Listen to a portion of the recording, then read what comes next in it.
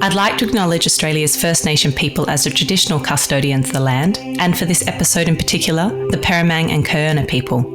I pay my respects to their elders past, present and emerging.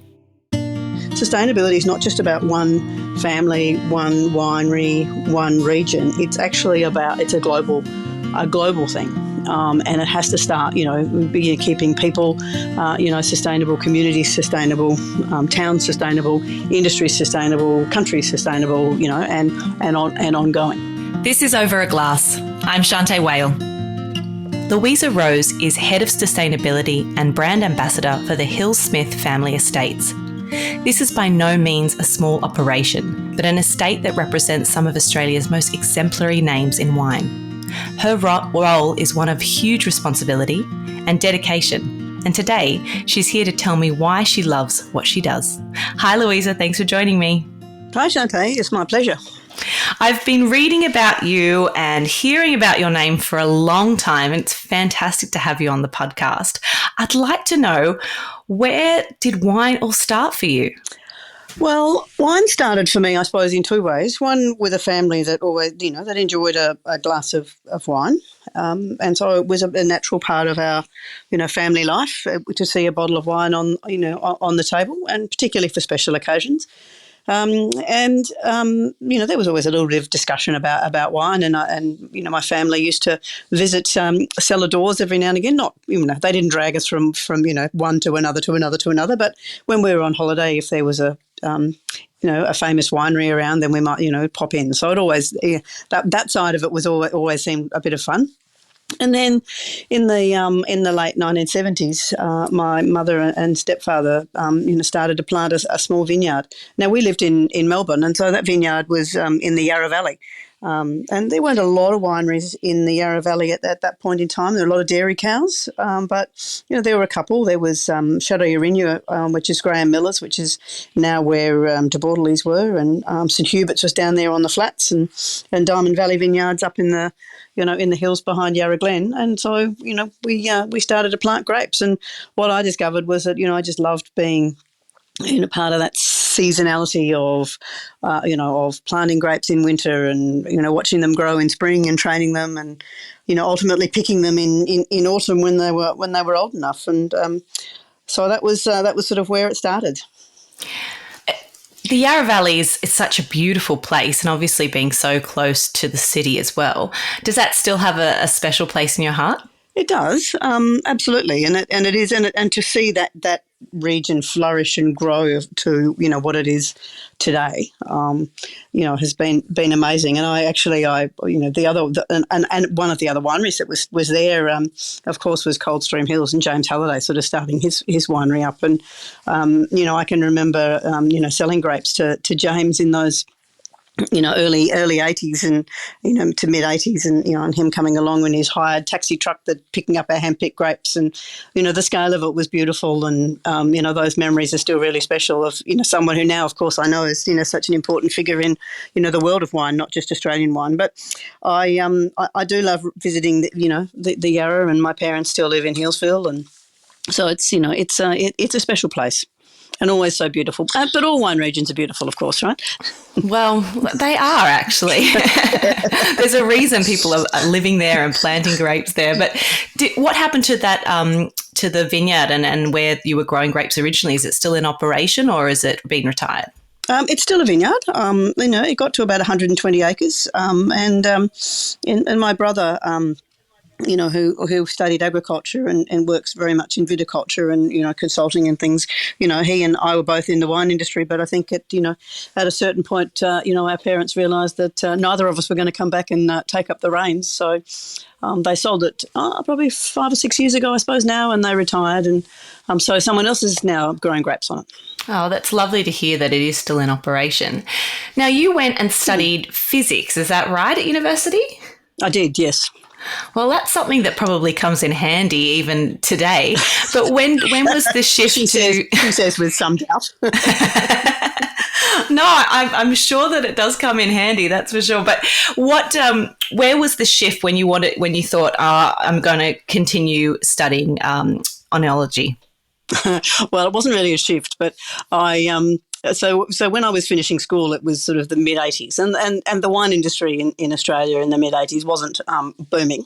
And in fact, in the Barossa, which is where I've ended up, there was a vine pull scheme. The South Australian government, paid people to pull out vines because they were out of balance and in excess and whatever. So and when I finished school, I was only 17, and in Victoria, that's not old enough to drive a car, and it's certainly not old enough to legally drink. So, I realised that probably where I wanted to come to study, which was Roseworthy in South Australia, which is where the University of Adelaide had just taken over that campus, but it's about an hour, north of Adelaide, and difficult to be a student there if you didn't have transport. So, I decided that for all those reasons, I probably actually wouldn't ever get a job as a winemaker. So, I should do at least a science degree, and I love physics. I love science, so I did that in Melbourne.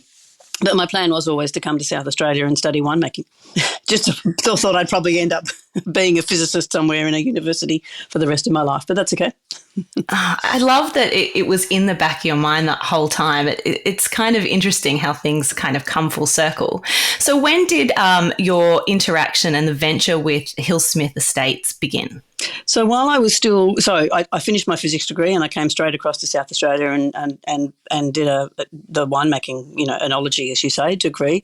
And in the final year of that, which was 1992, I was, one of our subjects was, now you're nearly graduated, go and find yourself a vintage job in a winery. And of course, wineries employ extra staff during vintage because they need more hands on deck. So, most students, go and get themselves a job. And I was living, near the campus of Roseworthy at the time, just north of Adelaide, and the Barossa Valley was only about 3/4 of an hour's drive. And so I thought, well, I'll probably never come back to South Australia. So I should probably get a job in the Barossa, and at least I'll get some experience there. And so I wrote to all the wineries I wrote to all the wineries that are in the Yellow Pages phone book, which is because it was all pre-internet really, and a couple of them wrote back, but one of them rang me and said, we've got a job, come in and see us, and that was the people at the Hillsmith family, of course your lumber winery in Anguston home base. So that's really where it started, and I worked the vintage in the cellar, starting at midnight and finishing up at midday, which was just amazing to see a winery in the middle of the night with people running around and doing all that beautiful work and the lights and the grapes coming in, and then and I just loved that. And they said to me at the end of vintage, "Oh, would you like to come back for next vintage?" And I said, "Of course I would," and I'm still there.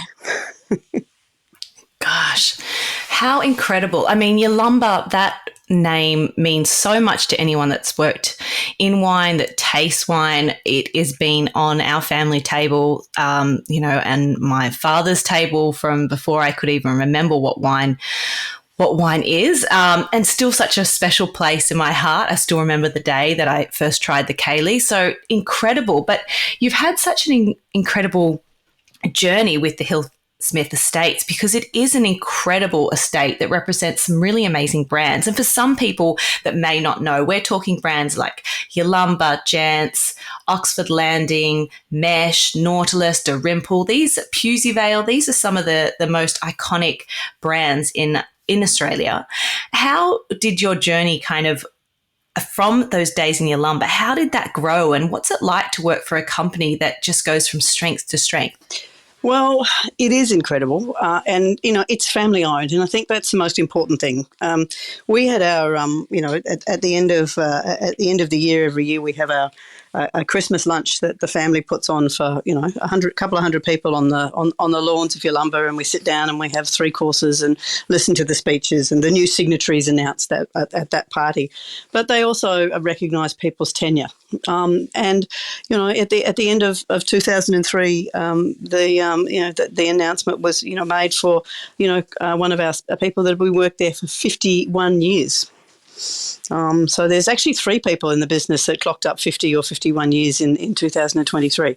So, it's that sort of place. It's a family winery. It's run by these amazing family of the Hillsmiths, headed up by the 5th generation Robert Hillsmith and his daughter Jess, who are hands-on. They were there at the Christmas party dressed up in fancy dress like the rest of us.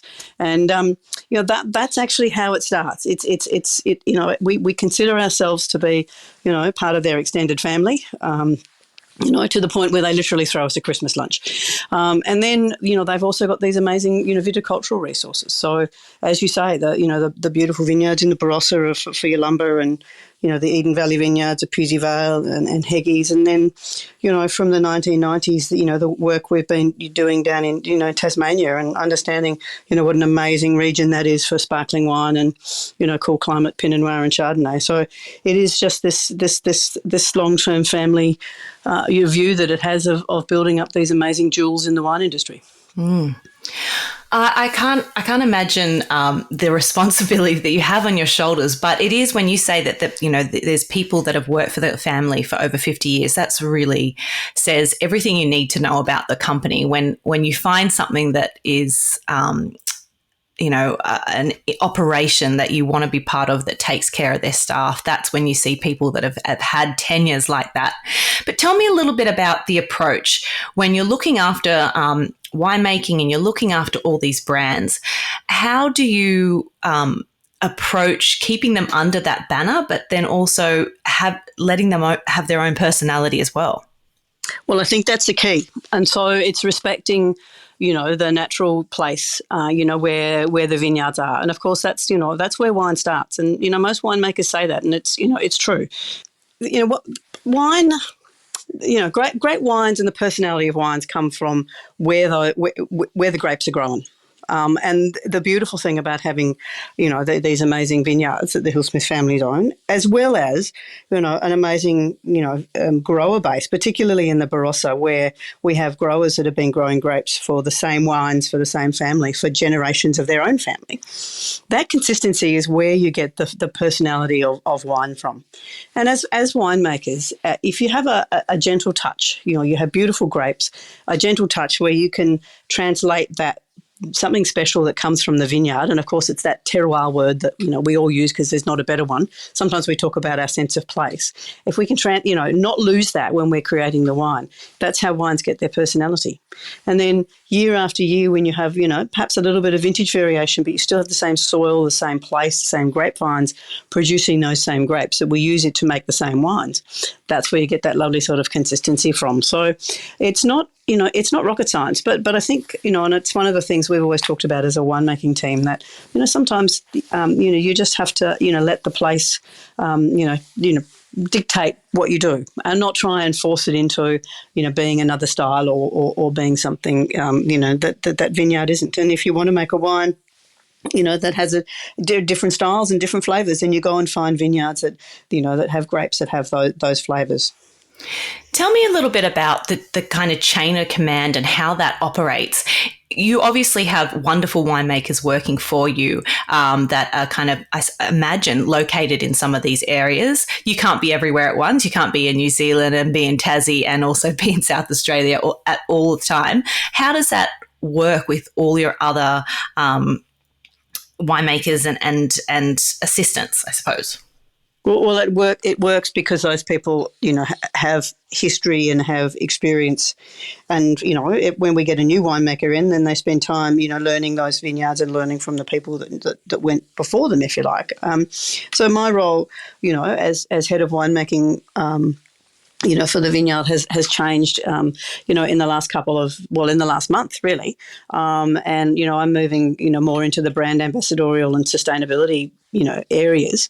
The Sam Wigan, who's taking over my role taking over the role as, as head of winemaking, he's only worked for the business for 22 years. So he's been, but he, as a winemaker, a senior winemaker for many years, as well as the other winemakers, have their own wines that they've been making, the vineyards they've been looking after. So, while it's not a dictatorial way of making wines, it's literally, letting people, convert that expression of the vineyards, into their own wines.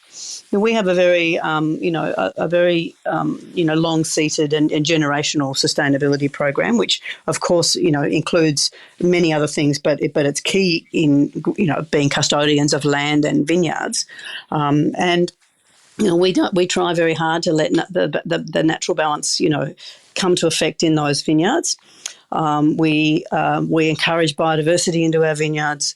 We work, with largely with just the indigenous yeast that come out of those vineyards that come in on the grapes to make the wine. So that's all part of how, wines express themselves, and the winemakers, love that. They respect that. They work with that. But they consistently make those picking decisions and bring the wines in.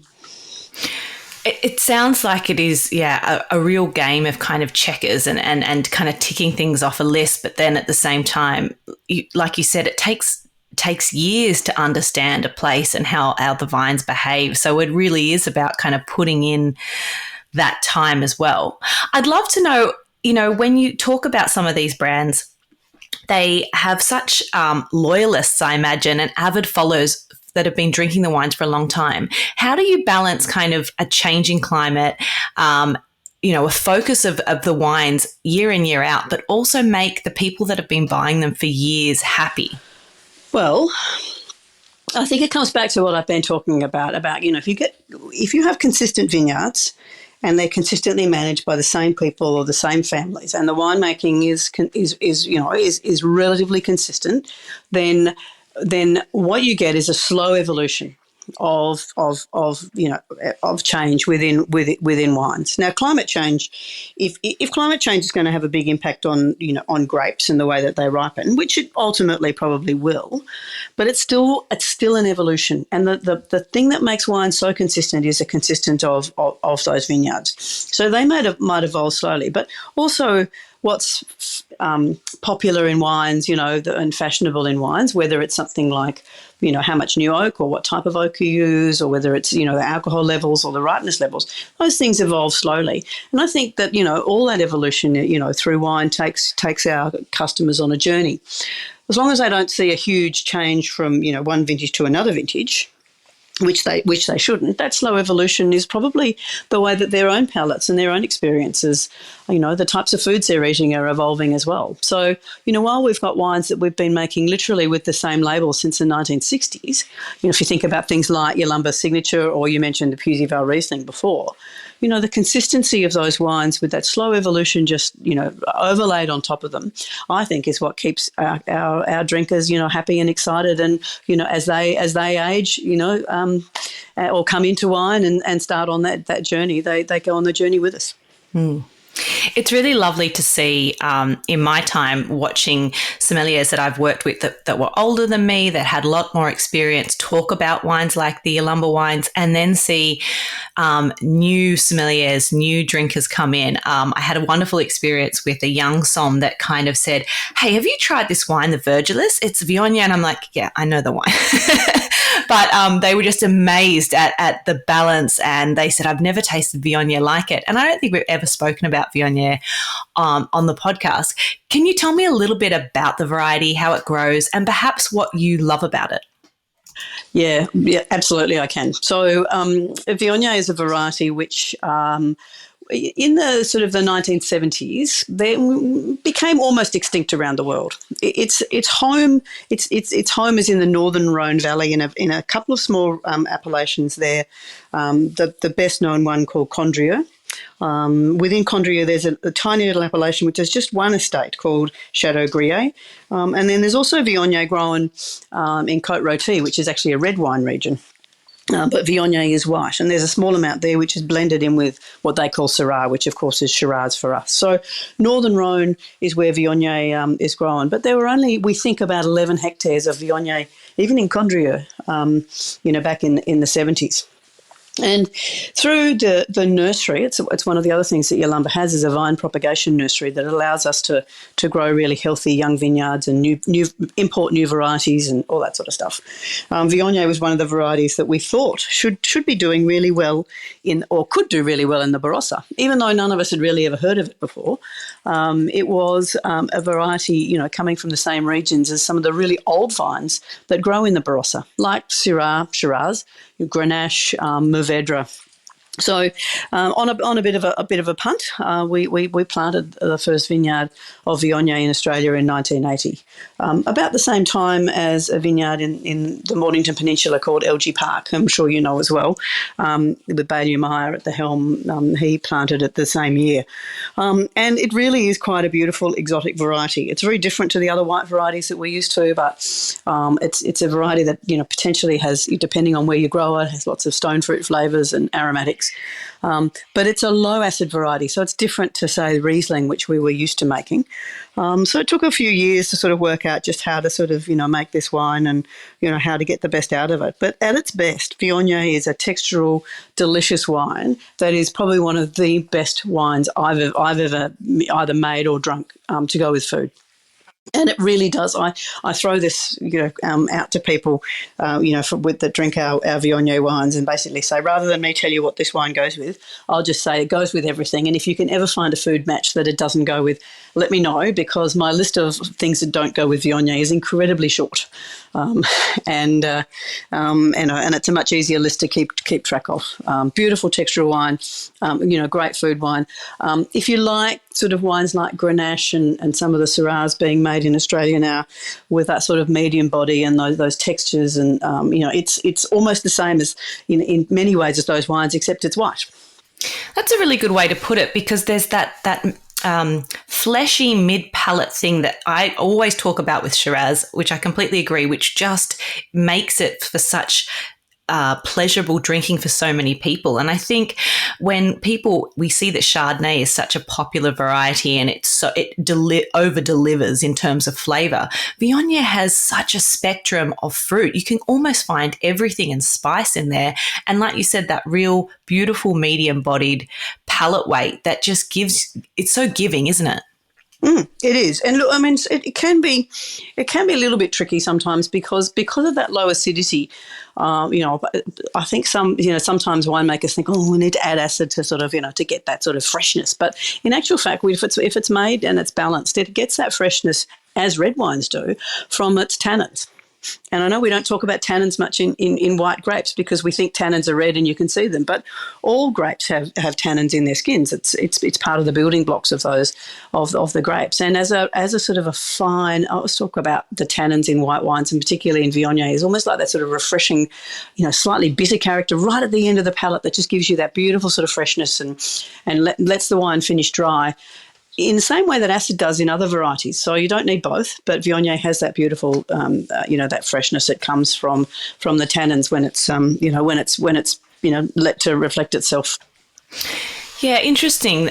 We like that you mentioned the kind of tannins in white wine, because I feel that perhaps some of the natural wine movement and some of those skin contact whites has kind of reintroduced that idea of texture in white wines, and something that it's kind of on the other end of the spectrum where people need it shoved in their face to kind of go, oh yeah, that's kind of cool. But I think more and more we need to be talking about texture with white wine, because it really is, longevity, and it really is kind of what gives the wine shape and feel and structure. Yeah, I couldn't agree with you more, and I think that's that's so important. And the way I think about it is that there's so many components in any wine, white or red, and what it's all about is balance. And so it's making sure that ultimately, once you've finished a wine, whether it's had time, extended time on skins, or whether it's, an old-fashioned Riesling style or whatever it might be, is that ultimately there's two things about the wine. One is it's delicious, and the second one is that it finishes in a refreshing way that makes people want to have, another sip, maybe another glass, and then think about what it's going to go with in terms of food and occasions, because that's really, in a nutshell, what wine should be. Delicious, refreshing, and part of people's occasions. Yeah, I couldn't agree more. I think it's funny because that one experience I had that I spoke of with the sommelier who had discovered your Viognier and was kind of blown away. I said, can you imagine if, they can do this with Viognier, where there's hardly any planted in Australia.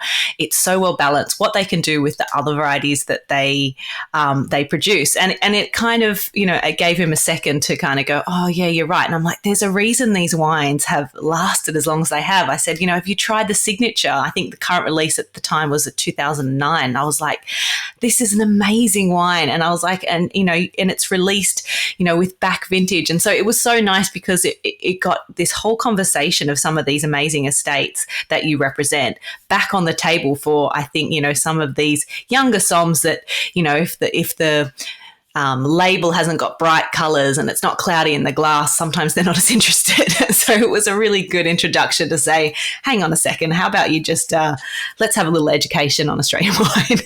Yeah, I think, and look, I understand that, people are often looking for new things. I mean, we all do that. And so, the oldest family-owned winery in Australia that's going to celebrate, 175 years in 2024, we know Yalumba, we've been there. But, reality is that, we've got some of these amazing vineyards and, we've got this absolute, drive to say we learn so much from our history and our traditions, but, gee, we've got some clever people and, and we're really excited about the future. And, please, have a look at our wines again because, they're really relevant for now and tomorrow and, our modern lifestyle.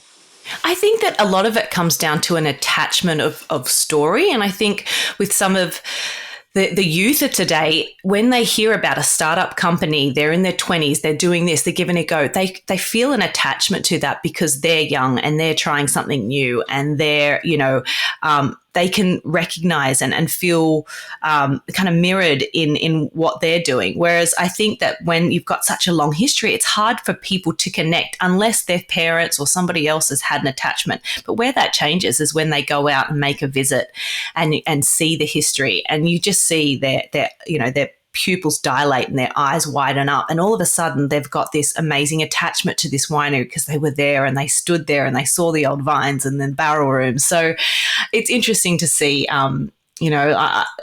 people's understanding of place and understanding of somewhere like Yalumba or Heggies or all the numerous brands that you represent. That's right. All regions, like, it's the same thing about, if you think about some of the, the beautiful regions like the Barossa, for example, or, the other South Australian regions that have been around for a long time. There's so much history and, and excitement, just by even just driving around, even if you don't visit the wineries. Oh, incredible beauty, that's for sure. I want to talk a bit about sustainability because it is a bit of a buzzword at the moment. When we talk about sustainability, we often talk about the vineyard, and that's very important because this is the land that we need to nurture. But Yalumba and I won't say Yalumba, the Hillsmith estates really kind of approach sustainability different in the way that it is a philosophy from business start to finish. In everything that they do. And that's what I think is so important to talk about these days, not just about what's happening in the soils and the land care, but also how you approach it. So what does sustainability mean to you? Well, sustainability is pretty fundamental for a family that have got to 6 generations and 175 years. So we think about generational sustainability now, and we've really probably only talked about it actually actively since the 90s, but it's always been there in the family philosophy. We talk sometimes, in sustainability land about ESG, which is the sort of environment, social and governance. And that sounds, and again, that sort of becomes a bit sort of buzzwordy, but it's very true. And there's the social side of sustainability, is really important. If people that have been in our family, if you come to the Yalumba winery, which is sort of the home base in Angaston, and you walk through our reception area, there's big barrel heads on the walls, and there's lists of the people there that have worked for the business for 21 years. So again, at that Christmas party that the Hillsmith family, throw for all the people that work at the winery and surrounding vineyards, the gold watches are given out to everybody that gets to 21 years, and they come up and they accept it, and there's a speech, and there's the family talk about something sort of fun and and the passions of those individual people. That we call those our VSOP boards, very special old people. And there's lists and lists of these people that are up there. We, at their Christmas party in just before Christmas, we had I think it was now I'm going to think, I think there might be 14 people that got to 21 years. So it's incredible to do that. And if you look at those VSOP boards, there's people there that are still working in the business that have just clocked up 51 years with Chris Hardy. But there's lots of people that are still working in the business that have been there for 40, 45, 35 years. 30 I had 30 years full time in January 2023, and really, there's plenty of people around that have worked there longer than I'd have. So that's a social thing, right? Isn't it? That's part of our sustainability. We talk about our thriving workforce. We look at the WSET, training for a lot of our people within the business, and look after part of the industry by offering that training to people in the trade and externally. The Hill-Smith family sponsor, every sporting club that there is in Angaston. The bowls club, the football club, the netball, the tennis. They're part of society. In August every year, in South Australia, there's an art festival called SALA, which is South Australian Living Artists. And there's artists from all over, in all types of different, disciplines of art. They're invited into various places. And the Yalumba Wine Room or our cellar door is one of those places. So there'll always be an exhibition of some up-and-coming, local artist in the cellar door area there. And then the family also, spend a lot of time, committing their staff to industry bodies and to help the wider wine industry society improve. So we've had people on the Wine Australia boards over the years. I chaired and was a director of the Australian Wine Research Institute for a number of years. We've had people on the South Australian Wine Industry Association, for example. So giving back to the industry, helping to build stronger and more collaborative industries is also a really important part of our sustainability, right? So you think I'm getting off track, but it's a really important part because sustainability is not just about one family, one winery, one region. It's actually it's a global thing. And it has to start, keeping people, sustainable, communities sustainable, towns sustainable, industry sustainable, countries sustainable, and ongoing. So that's, and that's what a generational family can do. It has, in like everything, and not just the environmental side. It's about thinking about and making decisions for the next generation or the generation after, not about what's going to happen at the end of this financial year or the end of next financial year. Now, that's not to say that the governance side isn't important, and that's why when we talk about ESG, that G's in there as well, because governance and having strong, sustainable businesses economically is also really important. So that balance has to be there. As I've heard, and this is not my quote absolutely, but I love it. If you're going to be green, you have to. You can't be in the red. You've got to be in the black to be green. So you have to be economically sustainable as well, and that goes for countries as well. If you think about countries that are battling with how are we going to get our emissions to net zero by 2050 and actually keep the economy in a way that keeps the community sustainable. That's a really hard balance for many countries, and it's one that we're as societies we're going to be going through as a global society going through for the next decades if we've got some hope of a happy and green planet in the future. So true. It really is just thinking broad and thinking about, every action that we make has an effect and has a consequence and just evaluating what can we do and what can we do better?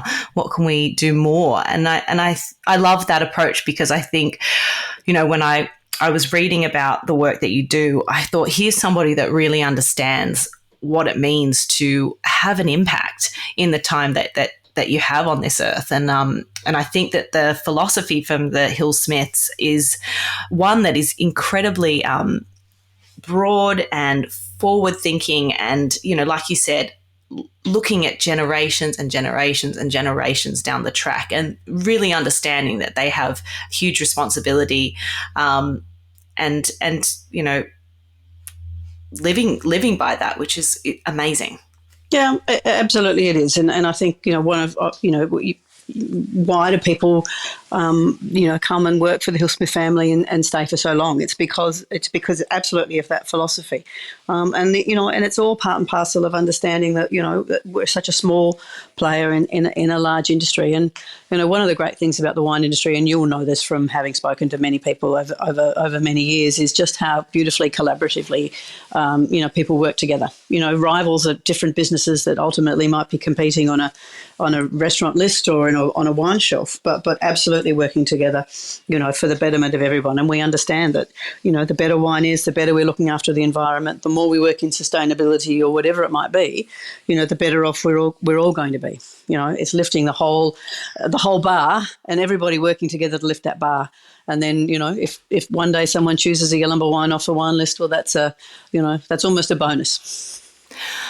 You said that so well. And someone asked me once, the Australian wine industry, what's it like by comparison to others? And the one thing that I could probably put my finger on is this collegiate nature of the way that we work. It's kind of in our DNA and our personality, in that we drink each other's wines, we share secrets and different winemaking techniques. It's all about learning and growing together, where you really don't see that as much in a lot of other countries. I think there is more competition and that kind of competitive nature of who's selling more wine. Whereas in Australia, we're a community, and it's a beautiful thing to see, but it is something that I would say is a bit of a trademark of the Australian wine trade. Yeah, I think it is, and I think it's how we've managed as a relatively small country and a small industry being so successful around the world, over the decades. But it's really important, and it is the way that we're going to come out the other end of wherever climate change takes us, and whatever we're all going to look like, in a couple of decades, in this magic 2050 year. If there's a place for wine, on a planet that'll be 1.5 degrees warmer, and have another nearly 2 billion people on it. We're going to have to work together to make it a place that we're proud of being part of. Well, you speak so beautifully about that. I love that, Louisa. Tell me, Louisa, is there, a wine that if you were going to just drink 3 wines for the rest of your life, I know this is a terrible question, but if you were going to have 3 drinks for the rest of your life, what would they be and why? Well, one would have to be Riesling, and if you had to narrow it down, then Riesling would be the drink. Now, sometimes in the Eden Valley and the Barossa, we don't really think about Riesling as a wine. So if you're having an alcohol-free day, having a glass of Riesling doesn't count. There are some people that are rude enough to say it's almost like the Barossa sports drink. I'm not sure that's a totally responsible thing to say, but something fresh, citrusy, lovely. We have there are lower alcohol styles that are great to start the day off with. So, that would be one of them. But I think one of the on the flip side, one of the most beautiful things about wine is that you could have a different bottle of wine or a different glass of wine. You don't have to drink a whole bottle, but a different wine every day of your life, and never have to go back and repeat. Now, that's not to say that there's not a place for our favourites. Of course, there is, but it's so diverse. There's so many cultures, so many places to investigate and to learn about through wine, that if you choose to do that, it's so exciting. So limiting it to 3, really tough. Let's start with Riesling, and then I think it's just going to have to be some other, another 2 textural wines that I'd probably just choose on the day. I like that. It does depend on the mood and the climate and what you're eating and who you're with, huh? Yeah, that's right. If you're sharing a wine that you really love, but the people you're sharing it with don't love it, then that takes the enjoyment out of it for you too, doesn't it? Yeah, it really does. I agree. I'm going to break my rules here, but I want to know, you talked about Viognier being such a food wine, and I totally agree. My mind boggles just thinking about the food and wine pairings that would work. Have you had one that tops the list that you had an experience with where you were like, God, that's probably one of the best pieces of food I've put in my mouth with Viognier? Yeah, yes, although it is hard. Before I answer that question, one of the things that I want to do at some point in my life, and I'm not sure politically or socially whether this will ever work, but I'd love to put a case of Viognier in a backpack and travel the spice route of the world, because spices and Viognier go so well together. from the Northern African to the Spice Islands to any Asian country, whether it's, the fresh zesty salads with chilies to the really complex sort of earthy spices through India or something like that. So Viognier and spices go really well together. But one of the best things I've ever had is a Moroccan tagine. And it was, it's the layers of different flavours, from earthy flavour spices to the more high toned ones, to some fruit and to some meats and all that sort of complexity. It was just so perfect, with the Viognier. So that would be the one dish. But again, life would be boring if it was just one meal, wouldn't it? Yes, luckily we don't have to make those choices. But Moroccan tagine, yum. I remember being in Morocco and having tagines and being like, God, like I always think, God, fruit and I don't know, it kind of makes me think, fruit and meat and yuck. And then you try a tagine and you think, oh, yeah, okay, I see what's happening here. Yeah, it's a bit more than the old apricot chicken grandma used to make. Yes, it's exactly what I'm thinking. I can't think of like pineapple in a sweet and sour pork and think, oh, good God. But no, you're 100% right. Apricot chicken, yuck. But Moroccan tagine all day long, yep. Louisa, it's been so lovely to hear a bit more about you. What an incredible job you do there, and the Huckstep family, what an amazing job they do for all of Australia. It's just fantastic to chat, and thank you very much for making time for me at the most busy time of the year on a Friday. I don't know how you've done it, but I am extremely grateful. Yeah, it's my absolute pleasure. Lovely to chat. Cheers to you, Louisa. Thank you. Bye. Cheers to you too. This is Over a Glass. I'm Shanteh Wale. Stay tuned for more stories from the world of wine and drinks. Listen in every Thursday on your podcast app. Follow us on Instagram at overaglasspod and contact us at overaglass@deepintheweeds.com.au.